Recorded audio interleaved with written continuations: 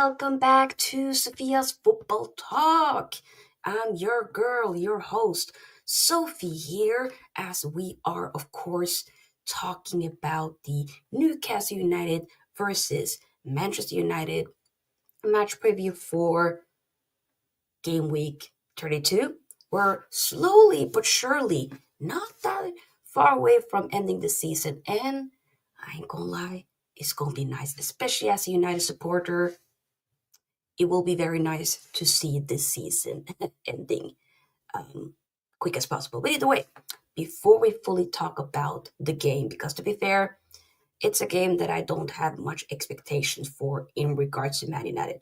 All my eyes are locked in on is the Lyon at home next Thursday. But before then, we got to talk about the game. But even before that, we need to talk about some Man United related news. Okay? Because there is some transfer stuff that needs to be addressed. Like the video, of course, and subscribe to the channel if you haven't already, as we are on the road to 10K subscribers. So let's make it happen. Consider becoming a SFT member of the channel, another way to help support the channel's growth. Yes. Okay, so Man United are considering a summer move for Matheus Cunha, the Wolverhampton player, reported by Laurie Whitwell. Also, Ben Jacobs reported that Newcastle have contacted Matheus Cunha's representatives to gauge his interest over a transfer, but Cunha would prefer to join Man United. Whether or not this is true, I don't know. I would love to get Cunha first and foremost. Great player, quality, but also I need some eye candy back to Man United. I need something pretty to look at. I do. Okay, that is one beautiful, mashallah, brother, Aki. I need something.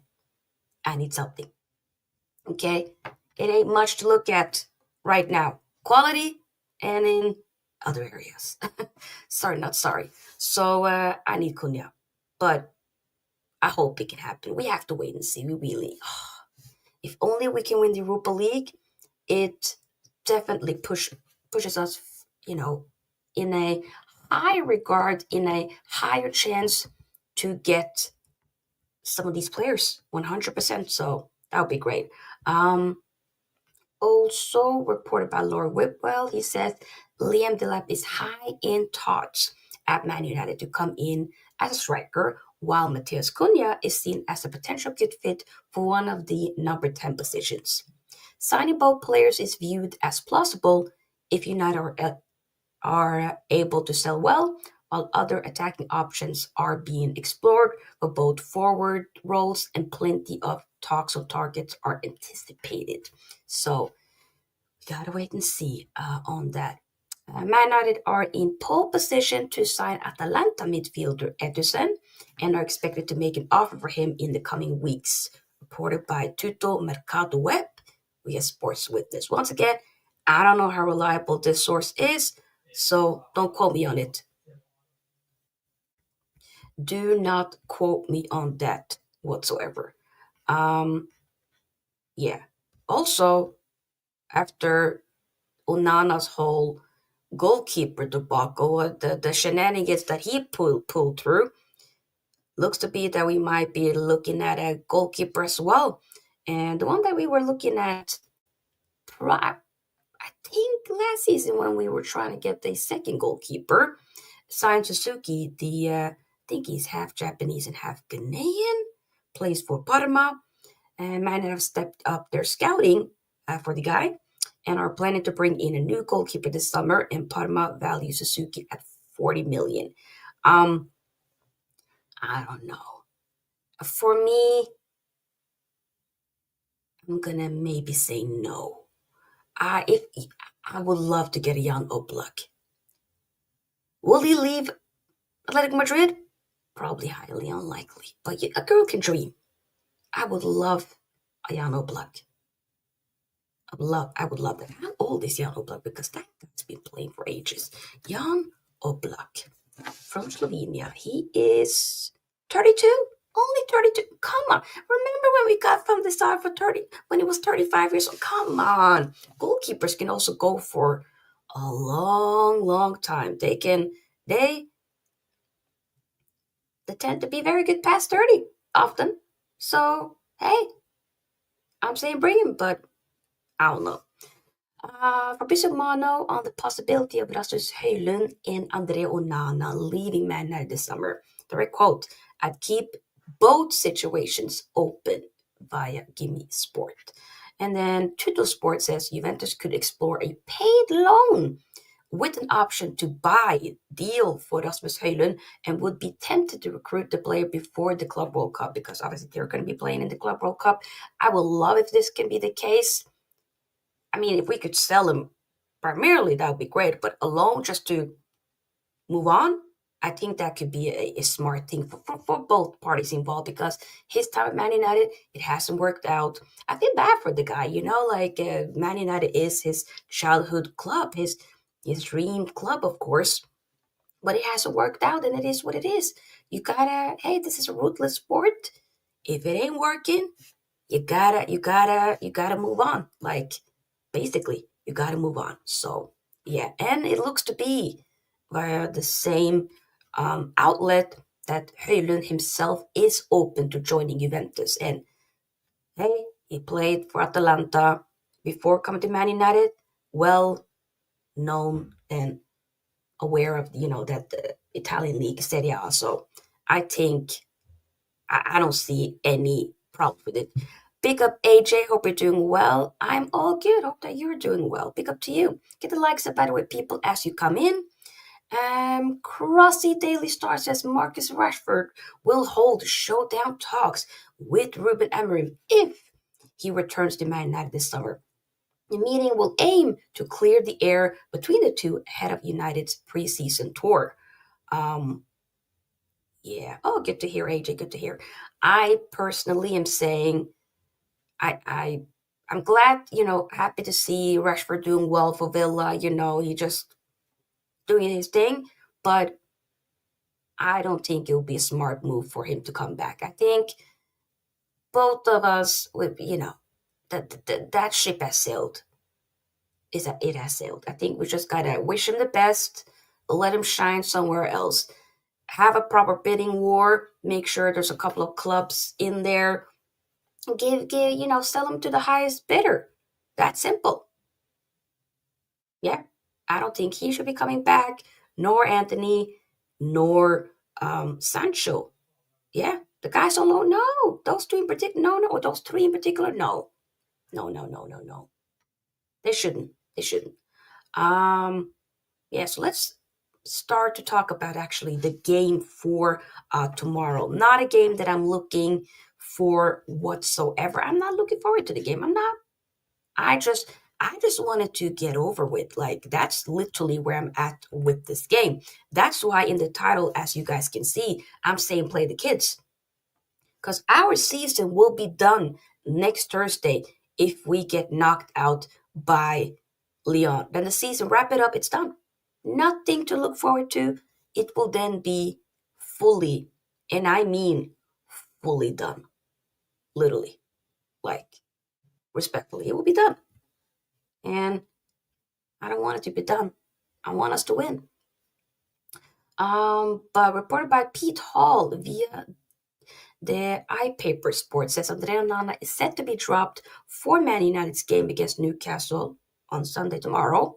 Altay Bayundir will start. Onana is expected to start against Lyon next week. I liked all of that except for the last part where it says Onana expected to start against Lyon because I'm saying if Bayundir actually has a pretty decent game tomorrow, then I'm saying you start him. He was the one that we were starting prior to his injury in the Europa League. Like you were like that was the guy. So I don't know why we are completely now for a few months now just persisting on starting Onana. Let's not do that, in my humble opinion. Let's not. You know? Hmm. AJ says, I do fully agree with your title statement. Go full kids. The Europa League is far more important for your season summer. Exactly. I need bare men just rested. Rest Bruno, rest Yoro, rest Mazraoui, rest Dallo. I know you can't rest all because we don't have, but real talk, play the kids. Play majority of the kids and you play Eriksen, you play Lindelöf, you play the guys that normally don't start. Let Luke Shaw have a go. Start them out. Like, just let them. Come on. Seriously. What are we doing? What are we doing here? Like, real talk. So, for team news ahead of tomorrow's game, young striker Chido Obi, this is why I have him in the thumbnail. Start him. Is available again after being ineligible in Europe, while Casemiro made his first appearance since February when coming off the bench to good effect in France. I need Copy rested. I need him fully charged, ready to go for the Lyon game. Mason Mount was also introduced in the second half and could be pressing for a first start since the Manchester Derby in December. Start him. Let him have a go. Luke Shaw must be close to seeing some action after twice being an unused sub. Bring him in. Aiden Heaven is bidding to regain full fitness, as are Ahmad and Johnny Evans, but Matthias de Ligt and Toby Collier have been added to the list of absencees recently. Lisandro Martinez is out for the season. Yeah, I mean, he won't be available until basically, I think it was November this year, I think, yeah. So, feel for him. Team news for Newcastle Magpies. Manager Eddie Howe has been ill, and his press conference duties were conducted by his assistant, Jason Tyndall. However, he is expected to be well enough to be in the dugout on Sunday. Tyndall revealed a boost for the host regarding Anthony Gordon, with the winger who scored home and away against the Reds last season back in training and pushing for a place in the matchday squad. The England international suffered a hip problem during the recent international break. Joe Willock does look to set out the miss, along with Swen Butman, Lewis Hall, and Jamal Lascelles. Other than that, everybody else should be there.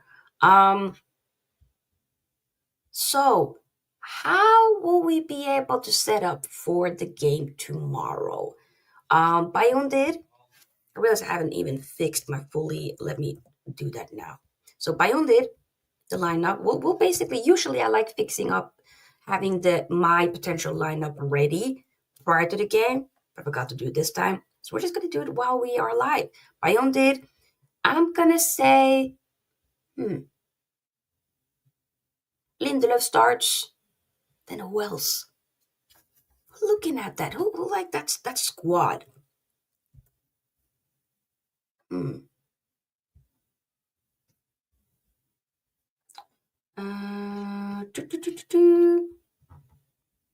don't even know, like, who will be team new trip. Oh yeah, Luke Shaw. I'll have Luke Shaw play as a centre back. Yes. Lindelöf, Shaw. You have, who can be the second one or the third one in that centre back pairing? Maybe we'll just have Maguire there for the first few minutes. We'll have him ready. And then Amas will play as a left wing back. Dallo needs a break though, to be fair, but like, who comes in for Dallo? I don't know. We're gonna do this. I'm gonna say I feel like Ugarte plays, but we're happy birthday to him. And it's an Ugarte. And then we're gonna have up top, we're having Cheeto. Bruno needs to rest. Bruno has to rest. Mount.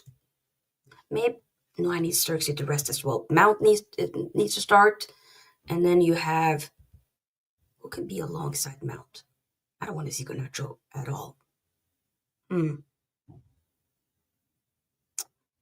It's very limited, you know. Very limited. And I want, who can I switch here? Who can I switch? Will be our 10. Maybe we have Mountain Eriksen. You maybe have Casemiro, even though you shouldn't, but maybe. That's kind of what I'm gonna say. So my only goal in that, I don't think this will be the team at all, but I'm saying play the kids. If there's another kid that can play right wing back, you play that kid. People need to be rested. My only goal: Shaw, Lindelöf, Maguire in the back three.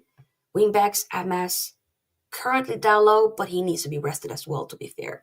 In a pivot, Casemiro, Ugarte. In a tense, Mount, Eriksen. And then Chido up top. That's what we're going with. Um, that is what we're going with. If you guys are thinking something else, let me know in the comment section. Whether if you watch this live right now or you're watching this on the replay, let me know either way. Okay? Let me know. But like I said, I don't have a very good feeling ahead of this game. I don't. I think we're gonna get twisted up left and right, top to bottom. Like it will be. It could be bad. It really can. So I hope we can win. I'll take right now as things stands. I'll take a draw. This is how bad we're fallen. That I'm saying we will take a draw, and I'm saying let's go. Let's take a draw. Legit. I wouldn't be mad at that. I wouldn't be mad at taking a draw. I just hope we don't. If we do lose, just no battering, please. I beg. I beg. Because it can get ugly. It can get ugly. I really hope we show up. But thing is though, we could show up, but we don't have the quality up front to like really kill off games like the Manchester Derby. We should have won that game 3-0. Minimum. That still pisses me off. Yes, Man City completely came back against Crystal Palace earlier today. I watched the game. I had to turn it off when it was 4-2 to Man City. The complete 180 it did. But we had some killer chances and we weren't able to nip those chances in the butt. And it annoys me. You see it also against Lyon with some of the chances that we did have. It's annoying. And the quality with the Hojlund, with Garnacho, it's just non-existent.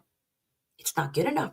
So we got to make sure we fix this ASAP. Get some new players in for the summer. But until then, work with what we have. Utilize the squad. Yes, we got a couple of injuries. You still have to utilize the squad. Sorry. A lot of other clubs that are dealing with injuries. We ain't the only one. So I'm not having that as an excuse whatsoever. I'm not. And I will look at Amorim sideways. I will heavily side eye him if he dares to start Onana, have him behind the sticks. Pause. I will. Especially that Lyon game, 100%, I'm looking at him sideways. Because let's say we do have him be the goalkeeper against Lyon and we get knocked out. You have to blame Amorim then. Why are you persisting? He messed it up for us on Thursday, this past Thursday, and messed it up for us as well in the Champions League last season. He's not the only one. Don't get it twisted. Like, Hojlund needs to show up. Garnacho needs to show up. The bare men that needs to show up 100%. So we're not, it's not the only ones. But yeah. So before we slowly wrap up this stream, I will be back, of course, tomorrow to do a live reaction for this game in particular. So make sure you are there. Let's see if there's anybody that's who's live now. Who is live? I want to hear your score prediction down below. Let me know the score prediction ASAP. Because my score prediction ain't going to be pretty. It's not going to be pretty, people. My score prediction, and I hate to predict a loss against my own team. I hate doing it. I don't like doing it. But I have to be honest with myself. I'm going to say I think it's going to be a 3-1 loss. I think Isak scores. I think Jacob Murphy scores. I think who else am I gonna say scores? Tonali. And then for us, I think Bruno scores. I also have that. Nope, you know what? Let me not spoil that. Make sure you do check out my FBL video, newest video that I posted yesterday, to see who I have as my captain and what sort of changes I did in general. But yeah, score prediction 3-1. But to be fair, there's something in me that tells me maybe we might scum back. We might completely drag it out and get a draw at the very end, like maybe a 2-2. That could happen.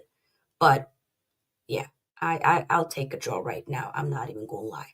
One step closer to road to 40 points. Okay? Road to 40 points. And I did hear that if Ipswich loses this weekend, then they are also relegated. So I'm letting you know. We're lucky that the teams above us are just way worse than we are, especially the relegation zone. Hella. Like we bad. We ain't that bad. Luckily.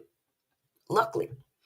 Either way, guys, thank you so much for being a part of here, the stream. Like this video on your way out. Subscribe to the channel if you haven't already. And join the SOT membership. Link is in the description box. And I will see you guys for tomorrow's stream. Okay? Peace out. Sofia out. Bye-bye.